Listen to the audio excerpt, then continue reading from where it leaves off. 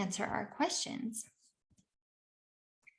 So today's topic, we are going to be focusing on turning daily tasks into physical activity with our HealthTree Moves. So first off, an announcement. Join us for our current fitness challenge. It started March 1st, but it is not too late to join. We now have our own HealthTree Moves fitness tracking app. We currently have our March fitness challenge running. Our goal is to do 20 minutes of physical activity per day, about 5 days a week through the month. In the app, you can sync a Fitbit, Apple Watch, or manually track your activity. We will work on having more wearables in the library soon. In the challenge, you can post your daily activity, pictures, questions, or motivation. When you log your activity, you will automatically be added, those minutes will automatically be added to the challenge numbers. You do not have to post your activity for it to be counted, but we love the conversation. As you have also noticed, with the launch of this app, we are also changing the name of our chapter to HealthTree Moves, as well as our Facebook group to HealthTree Moves. Don't worry, the content and things that we do will not change. We are just working to keep a united name across all of the events that we do together. So today I would like to, introduce our speaker.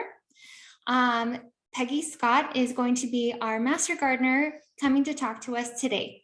She has worked in various areas of nursing, including pediatrics, the Huntsman Cancer Institute, which is local to Utah, the University of Utah Hospital, mostly working with cystic fibrosis. After always growing a vegetable garden and having the best flower garden in the neighborhood, she had a desire to become a master gardener. When they moved to North Carolina from Utah, she was intrigued by the different flora and had time to pursue more education and found friends with a common interest. There she attended classes and volunteered for 8 years. After moving back to Utah, she recertified as a master gardener and has been volunteering her time at Thanksgiving Point for almost 4 years now. She's taught classes on vegetable gardening and creative containers. Currently, she is enjoying reblooming orchids and learning how to make sourdough bread. Her greatest love is making memories with family. And I can attest to all of that as she is my mom. So we are so lucky to have her to teach us a little bit about plants and how to enjoy plants in our home. Just a quick disclaimer is post-stem cell transplant, it's important to not play in dirt for the first 100 days. And that, we will bring it to you. Thank you. It's an honor to be with you today.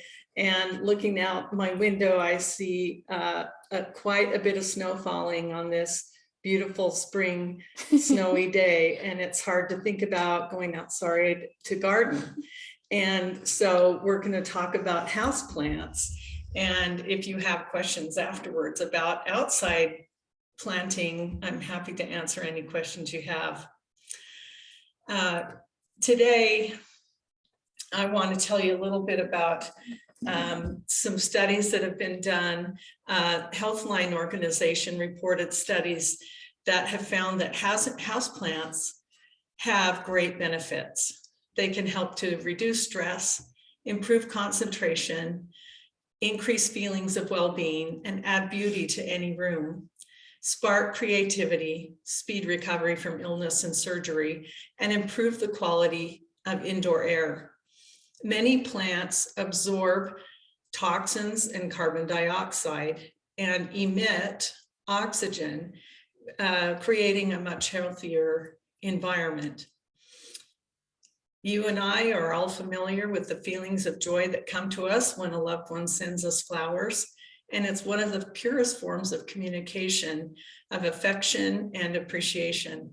When we receive and give a living plant, we may reap the benefits for many years to come. And today I want to talk a little bit about that.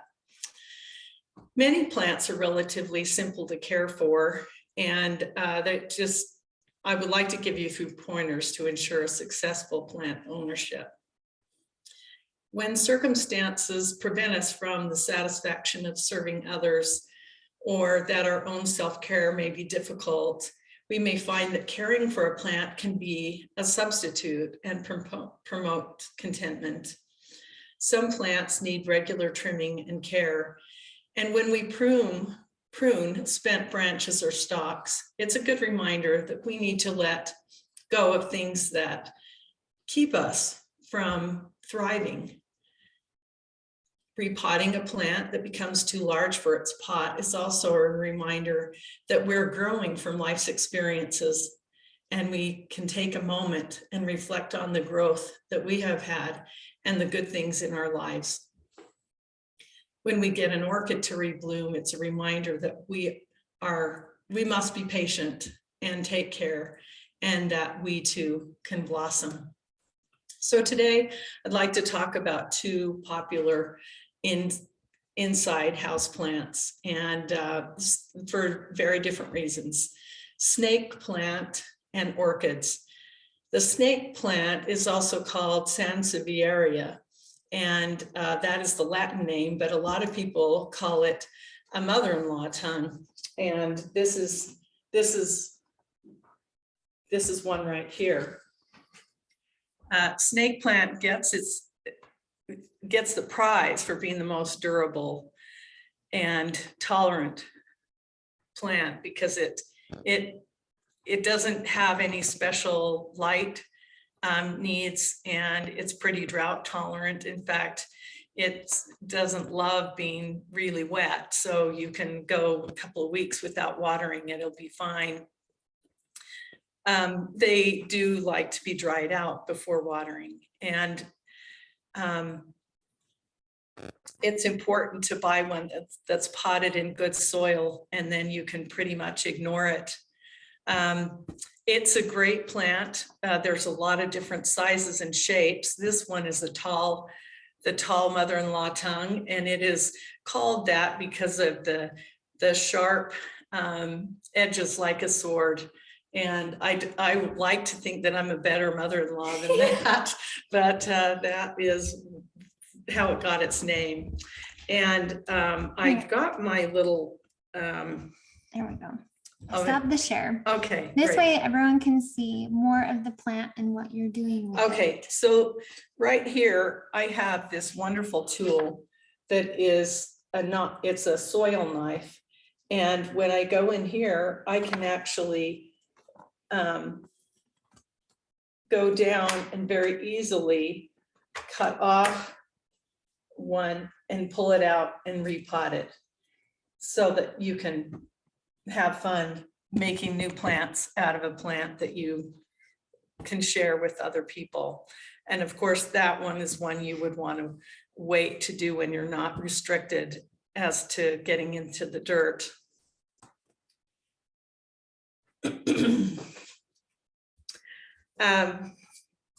Orchids. I'm going to talk about Phalaenopsis today. That's the most common orchid that you get at the grocery store, and that are the most common to take care of, and they're beautiful, and they can bloom up to several months at a time, and they're low in pollen, and they're generally safe for allergy sufferers. And if you have asthma, it's a safe plant too. They're easy to care for and can rebloom after about 6 to 9 months of dormancy. And I say dormancy, there's really no such thing as dormancy for an orchid, but that's what they refer to when it's not blooming. Most orchids are soilless, making it the perfect plant to use if you're immunocompromised and you can play in the dirt. They are usually planted in peat moss, bark, rock, or perlite. And I just want to make note that air orchids, like vandas, grow without any medium. And if you live in an environment that is very humid, they're a wonderful plant to have in your home. But in the dry climate that we live in, it's not a very appropriate plant, but it can be, if you have one in a humid environment, you just spritz it every couple of days and it's happy growing wherever. in your home. Okay, I want to talk a little bit about watering. There's a lot of debate about watering orchids, and I'm going to give you 3 methods.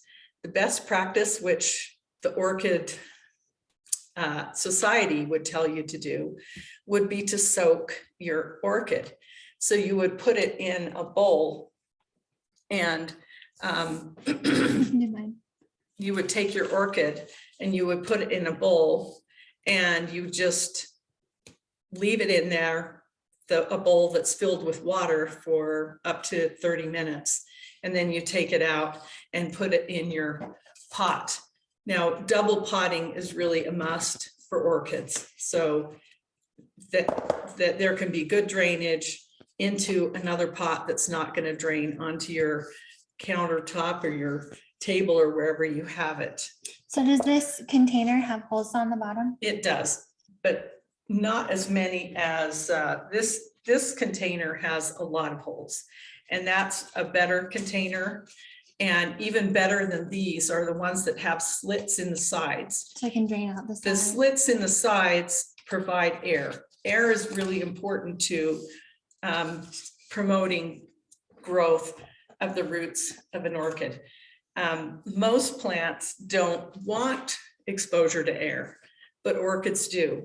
And so if you can find them, I know you can get them on the internet, but they're difficult to find in the big box stores or even a local nursery. They rarely carry them because it's just not a big sale item. So and most people are probably not repotting an orchid. Right. And you don't really need to repot orchids if you don't want to, but if you have something that is this small and it starts really growing, you're going to want to put it in a bigger pot, because that, you know, in 6 months, it's going to outgrow this pot and it will need to be in a bigger pot.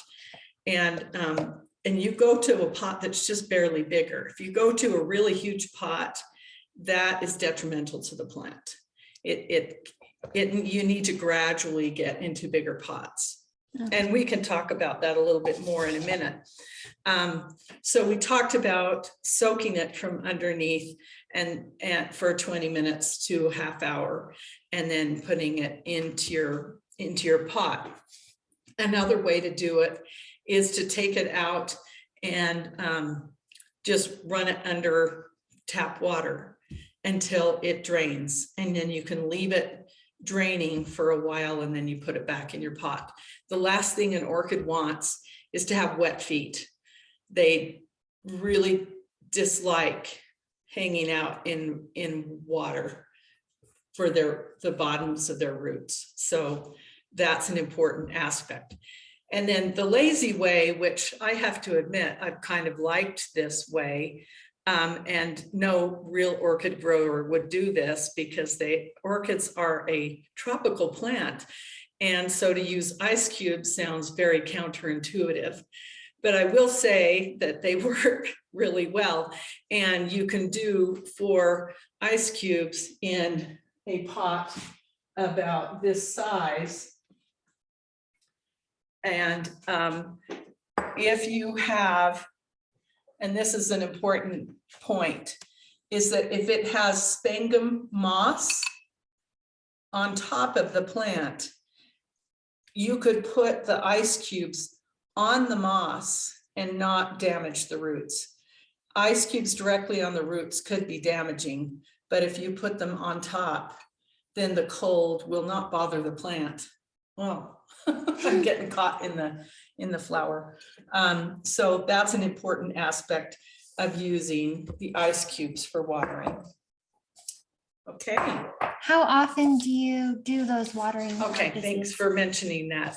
Okay, so there's a couple of ways to do this.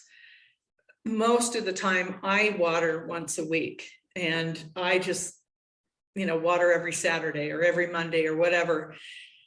But you can always do the finger test and just stick your finger into the plant here to test it and this one definitely needs water. Another thing that you can do is take a chopstick and you stick it down in there. And I'll put it over here where the roots are. And if it comes out dry, you know it's dry and it needs water. If it comes out pretty wet and moist, you know it's got plenty of water. But the finger test Usually works just as really good. well. Yes. Okay, so light. When you buy one or are given one that's in full bloom, like this one is, the kind of light you have it in, it really is not that important. If you want it in a room to make you happy, that's where you want the plant, where you're going to see it and where it's going to make you happy. But when it's done blooming, it's going to need the right kind of light. And I have a pretty bright room for my orchids. And so while they're blooming and while they're dormant, they get plenty of light. And the best kind of light for them is south facing, east facing, bright light. If you give it west facing light, it needs to be protected from the heat from the window. I've seen several people that have successful blooms from a west window, but you have to be aware that they could burn. And you can tell they're burned if it gets black spots on the leaf and it looks like scorch marks. So if it's like an indirect west light, yes, where it's in the room, but not having that direct light. If it's not too close to the window, a west facing is great. That'll work fine. You do not want it in a north facing window. I'm sorry to say, Lindley, because this is what happens when you put it in a north window. It looks very sad. That is the only window I have. And this one is not going to rebloom unless it gets better lighting. But as you can see, it's got really good, healthy roots. They're really nice and green. And this is in a moss mixture. And so it's healthy. She's just going to need to move it into another location so that it gets enough sun. so if I have a south facing window or room that gets really warm in the day, not necessarily hot, but it gets really warm, is that a good spot or is that like too much heat? Depends upon what you're talking warm wise. If you're comfortable in that place, it'll be comfortable. An orchid likes the same temperature that you like. So if you're cold in a room that's 58 degrees, it's going to be cold too. More than 80 to 85 degrees, it's not going to be comfortable. So just keep that in mind, that it's just, they're like you are, a comfortable temperature. But I will say, and we'll move on to this with the reblooming, but I thought, while I'm thinking about it, I'm going to mention it. If you have trouble getting yours to rebloom, that is one thing that you can do, is actually stress it temperature wise. And I haven't really seen research on this, but I've tried it myself and have had success. So this orchid right here was not blooming for quite some time. And I liked the pot and I was going to do something with the pot, and it had all of these air roots. And so I thought, well, what I need to do is stress it somehow so that it will bloom. So I took it and put it in a very cold, I put it in the garage actually when we went out of town, and it wasn't freezing. It was just cool, like 60 degrees. And I left it there for a week, and I didn't water it before I left, and didn't water it until I came back. So it was very dry when I came back. So I stressed it, but not enough to kill it. And then I brought it in the house and I fertilized it. And then I talked to it and I said, you know, I really like this pot, so I have something else I can use it for. So I like to talk to my plants, and I said, you would be really beautiful if you bloom. Look at those beautiful blooms. And if I don't see some growth in the next few weeks, you're out of here. And so I did. Within 2 weeks, I started to see growth coming out. And it had been several years since I'd seen any sign of growth other than many, many air roots. So anyway, that seemed to work for it. Fertilizing. The best thing to do for fertilizing is to not fertilize it when it's blooming, because that will stress it. But when it's done blooming, then you can fertilize it about once a month. And I give it an equal solution of nitrogen, phosphorus, and potassium. So you'll see on the container like a 20-20-20 or a 10-10-10 or something like that. And I do a weak solution, much less than what it calls for on there, because orchids can receive damage to the crown roots from the salts in fertilizer. So be careful not to fertilize too much. And if you're lazy and you don't fertilize it, it'll still bloom anyway. They're pretty resilient that way. For interest of time, I was going to do a repotting of one of these, but I think I'm just going to tell you a little bit about how to repot it. Does that make sense? You can talk it through as you do it. Oh, okay. Okay. So,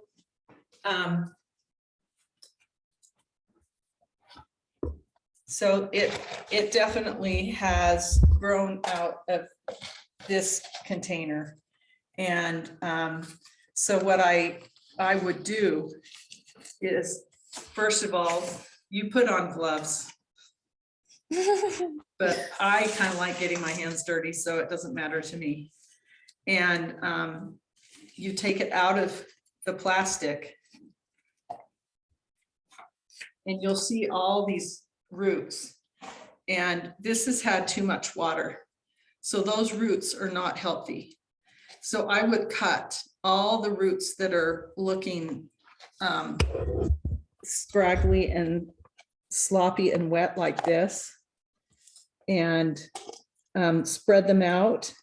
And you can actually do that and put it right back into the same container.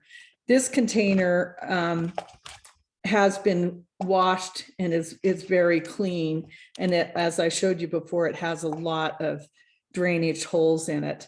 And this one did not. And so it was getting too, and that's probably one of the reasons why it took so long to rebloom, was that it just did not have enough air and enough drainage. So yeah, so you'll just be taking all of that out and you can clip and cut them off. And I buy these clippers at the dollar store, and you can only get them in the spring, but they're $1. And they're really great for trimming just these little areas. And I won't spend a lot of time with that, but this is the medium that I will put it in. And what I can do after I trim out all of those dead and not looking good roots is I would put some of this in the bottom, and then I will also move the roots around and stuff some of it up into the roots and then put it in there. And then I will put more of the bark medium around it just to finish sealing it. But you don't want it too tight, because if it's too tight, then it suffocates it. And orchids just don't like to be too tight or suffocated. Now, another thing I want to do here is show you how to trim it after it's bloomed. And we'll talk a little bit about that. So this one is a good one for explaining how to do that. After it's done blooming, you can trim it as soon as you want, and you can see where the growth is on this. And it won't bloom beyond that unless you've got growth on the ends. And I'm going to show you this one that's just starting to bloom. You see how it's got growth on the ends. It might continue to have more growth on the ends. So if you're seeing signs of growth on the ends, you don't want to trim it until it's completely spent. But you can tell if it's spent when you see stuff like this right here. You can see that is brown. And so you go below where it bloomed, and there's a little knob right here. That knob is where you could potentially have a branch come out. So you come up above the knob and you clip it. And you probably can't see with the camera, but it's green inside there. So that is an indication that it's healthy and that it could produce a branch for flowers. Now this right here is one of the old spent stalks, and you don't really need it. So I left it here so I could show you. And I just come down here to the crown of the root and just clip that off. Now you might also wonder about these roots, all these air roots. I don't touch the air roots unless they die. And something like that looks dead. So if it's like crispy and if it's crispy, it's dead. These are starting to wilt because they put a lot of energy into the blooms blooming. And so once they finish wilting, I'll know which ones are dead and which ones are not. And the ones that aren't, I'll leave there. But you don't ever want to really trim those air roots off unless, so here's one that's shriveled to the point where there's no nutrition going through there. So, and then as you can see, there's this little spike with these little hair clips that hold it up and keep it so that it's upright. I know people who don't use those at all and they just let it flow freely, and they're beautiful that way as well. So you don't have to go to the store and buy a stake to keep it up, but I enjoy watching. Do they usually come with a stake when you get one from the store? Normally they do. Yes. Yes. Okay, we talked about trimming. How often would you fertilize? Just only when it's done blooming?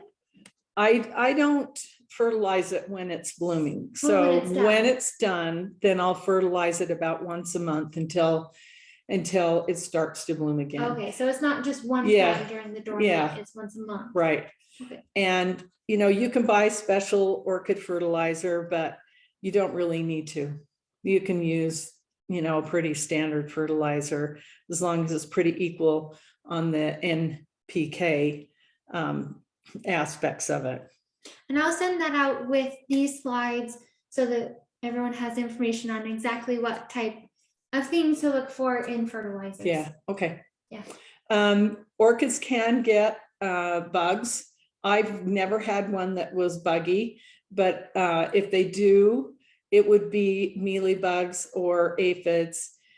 And those are easy to just run under the hose to get them off. If you see that your stalk sweats, that's an indication that it's too hot. It's sweating just like you sweat when you're too hot. So you'd put it in a cooler place. Mm-hmm. But like I was saying with the bugs, you can just run it underwater, but you would avoid touching the blooms with the water because the water will wilt the blooms and they will die. But the stalks and the leaves and the roots, you can just run through water to get it. And if that doesn't do it, then you can just use an insecticidal soap and that's easy to find at any big box store. And it's safe to use. It's not, it doesn't have anything other than soap in it. So it's very mild. Yes. Yeah. So if you've taken care of your orchid, as we've talked about, and as you'll see on the slides, it should rebloom within about 9 months. Mine, when you buy them, they'll bloom for a couple of months and then they're spent, and it may be 6 or 9 months depending upon the season of the year. Around here, they typically bloom in January, February. So kind of late winter, early spring is when they bloom, which is a really nice time of year to have blooms in your home. And that's one of the things I love about an orchid, because things aren't blooming outside. And so it's nice to have something blooming. If you're not getting the blooms, then you've got to consider your light source, whether you have too much light or not enough light, whether the temperature is the right temperature. If you have too much or too little fertilizer, I would err on the side of too little fertilizer rather than too much. And then whether it needs to be repotted, whether it's getting too much water or too little water. And I can say from experience that too much water is the most critical, and that's what is the most common problem with orchids. And I just want to wrap up by just saying that I think healthy orchids are really quite easy to have. It's not rocket science, and they're very forgiving. But if they don't work out, go buy a new one. They're not that expensive, and that's a beauty in these days. 30 years ago, it was hard to find an orchid, and now you can get one at any grocery store. Yeah. And my advice, if you're buying one, is to just buy the one that you like. The color, there's a lot of beautiful colors, and you can go shopping at special places if you want, or you can go to a grocery store and find the one that you like, but avoid buying one that is dead on the ends where they have the new growth. You want to see buds on it so that you know it's going to continue to, if it's got some buds on the end, it means you're going to have blooming for another month. If all of these are blooming, then you're coming towards the end of the bloom and there's nothing much to look forward to. So that's it. Find the ones that have little blooms on the end that haven't bloomed out yet. And if they're yellow on the ends, don't buy it, because that means that it's been stressed and it's not going to bloom on the end. And it's going to take a little more effort to get it to rebloom. And if the leaves are yellow, don't buy them. Sometimes they'll, put them on sale, and you want to be careful if you buy it on sale. It's great if it looks healthy, but if it doesn't look that healthy, it might be hard to rehabilitate. I hope that you feel motivated to enjoy caring for a houseplant or two. And I can say they're a lot easier than pets. That's true. Well, not in my case. As you can tell by my sad orchid, I need the help with how to take care of plants, but dogs and kids, I can do. All right. Well, thank you, Mom. You're welcome. I learned a lot, surprisingly. I definitely have the black thumb in the family, and she has the green thumb, which is why she always sent me out to do the weeding, because I killed it all. So I want to turn the time to everyone else to feel free at the bottom of your screen. You can enter into the chat or the Q&A. We would love for any questions that you might have about anything that we covered already, or if you have any questions about upcoming gardening as seasons change and what to look forward to.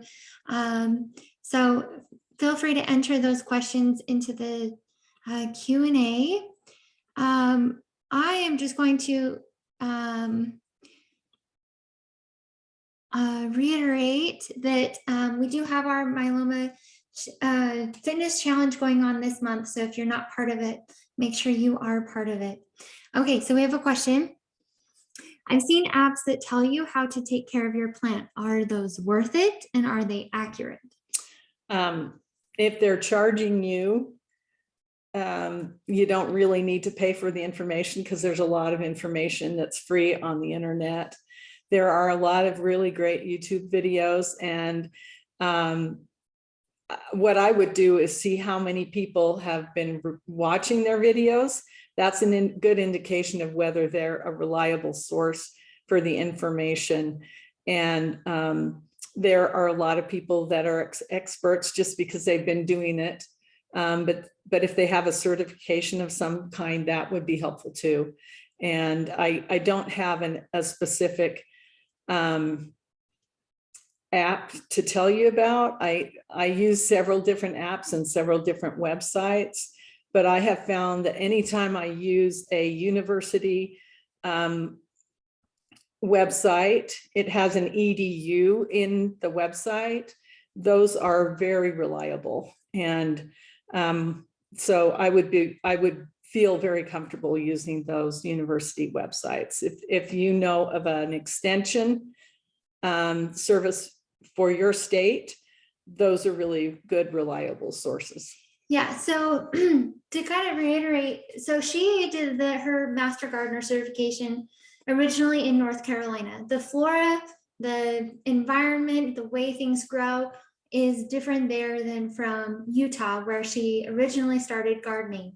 So there's based on where you live, Right. Your geographical area, the way that things grow and the bugs that you see and all of that is going to be very different. So finding people on YouTube, I think that's a great idea based on your type of environment as well. Yeah, if you go to your state's edu website for their extension services, that's a great way to do it. And like she said, I lived in a humid environment in North Carolina and then moved to Utah where it's really dry. And I did have to recertify as a master gardener here for obvious reasons, because the flora is different and there's different ways of taking care of things and a lot less fungus problems here than there are in North Carolina. But yeah, it's good to know your state. Area. All right, we have some questions. Lewis said, any recommendations on moving plants from a dry environment to a more humid environment? You would know. Recommendations for like how to take care of it? Okay. I'm not exactly sure what you mean, other than that most plants prefer a humid environment unless it's a Cactus. Succulent or a cactus. I do know that if you put a plant in a bathroom and if you have good light in a bathroom, they're going to be really happy there. And a plant does not require a lot of time to adjust to something like a humid environment. And if you're wanting to get more humidity, you can always use a machine that has the humidity so if you're moving humidifier, but are you talking about moving? Well, maybe both. If you're moving from a dry climate to a humid climate, are there any like steps that you should take to like prepping your plants or helping them thrive in that more humid environment? I can say that when we moved here, I brought a lot of plants with me and I noticed that I had to water them more going from a humid to a dry. So I would think going from a dry to a humid, you may have a tendency to overwater. So that's where the finger test would be important, or you're using your chopstick to make sure you're not overwatering. And just watch for pests, because if you're going to a humid environment, there's a lot more problems with fungus and insects than there are in a drier environment, because the insects just thrive in a humid environment. Yeah. Luz, if we did not answer your question, feel free to put in the Q&A a clarification. Dolores said, how do you know when to repot a Boston fern, and how do you repot? That's a good question. And ferns are a little bit tricky. And if this is a fern that you're keeping inside, you would want to take it out and pull it out of the pot and see if it's root bound. If it's not root bound, then it's probably fine. But you can tell if it's root bound if the roots start to circle around the pot on the inside. And if you do feel like it needs to be repotted, you can do two things.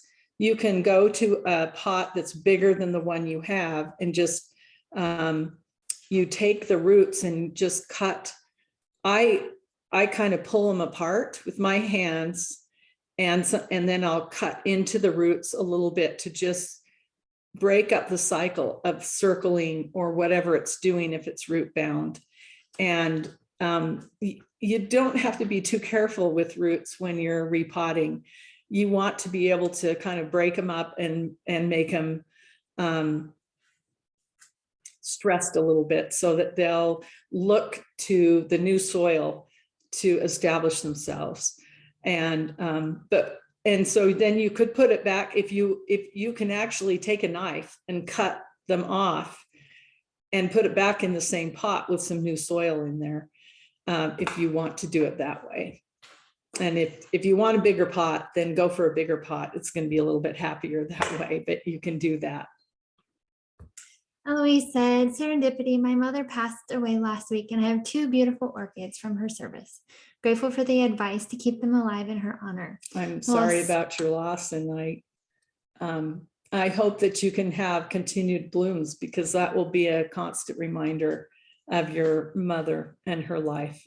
Yeah, absolutely. And I think that's extra special that it's something that even after it blooms, you can continue and look forward to those blooms again, right when you need that again.